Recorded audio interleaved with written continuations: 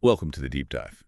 Today we're doing something a bit special. We're drawing directly from the H7O Ministries daily devotional. That's right.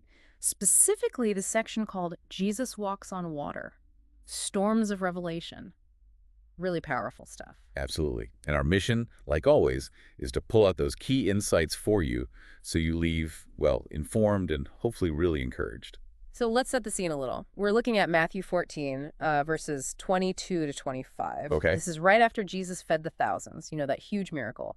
And immediately, he sends the disciples into a boat, alone, tells them to go across the sea. Right. And things get rough pretty quickly, don't they? They really do. The text says they hit strong headwinds. They're rowing hard against the waves, getting further from shore. They're far from Jesus, physically. But not out of his sight. That's key. Exactly. Never out of his sight. And while they're struggling, Jesus is actually up on a mountain, praying. Praying, okay. And he only comes to them later, much later, in the fourth watch of the night.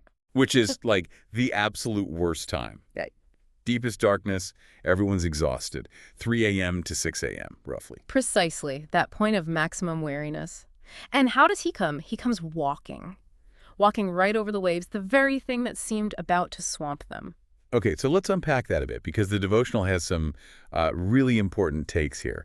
It emphasizes this wasn't because they messed up. No, not at all. The storm wasn't punishment. It was, well, the devotional calls it a path of revelation. A path of revelation. Jesus hadn't abandoned them. He was actually training them, showing them something crucial about himself. That he's bigger than the storm, bigger than their fear. Exactly. Greater than the sea, greater than fear, even more certain than the sunrise they were desperate for. Wow. Okay, so the devotional breaks this down into some core principles for us to think about. It does. And the first one is, well, it's a tough one sometimes. Obedience doesn't prevent the storm. Right. He told them to get in the boat. They obeyed.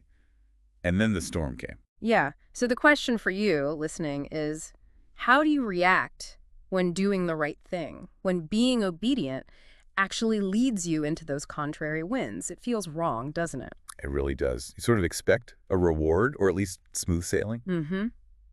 Which leads to the second principle. The sky seems silent, but the Lord is interceding. So while they were rowing and probably terrified. Jesus was praying up on that mountain. He's interceding for them before he even shows up physically to help. There's unseen help happening. That's a comforting thought. Unseen intercession. Definitely. And then there's the timing aspect, which is huge. Jesus comes at the right time, not ours. Yeah, the fourth watch. Not right away when the storm started. No, he didn't jump in immediately, but he also didn't wait until it was completely over. He came at his perfect time, which was their moment of deepest need. So, are you willing to trust that timing even when it feels like he's late? When the night just drags on? That's the challenge, isn't it? Trusting the timing. Okay, and the final principle the devotional highlights. This really ties it together. His presence transforms fear into faith. Notice, the sea didn't calm down first. Okay, so the storm was still raging when he appeared. Peace didn't come before him. Peace came with him, with his presence walking on the water. So, have you maybe confused the lack of relief, the storm's still going, with God actually being absent? That's a big question. It's a huge distinction, and that's where the revelation happens. So, okay, bringing this home, what does this mean practically for you? Right. The devotional gives some solid takeaways. First, keep rowing with faith. Just because it's hard doesn't mean you took a wrong turn. Keep being obedient, even in the headwind. Exactly. Second, pray as Jesus prayed. When you have those quiet times, your mountain moments, use them. Pray, prepare yourself spiritually. So you're ready to stand firm when you hit the sea, the rough patches. And third, and this is, I think, really powerful, look to the one coming, not what surrounds you. Focus on him, not the waves. Yes. Because when Jesus shows up in your storm, even those terrifying waves become solid ground under his feet, and potentially under yours too, if you keep your eyes on him.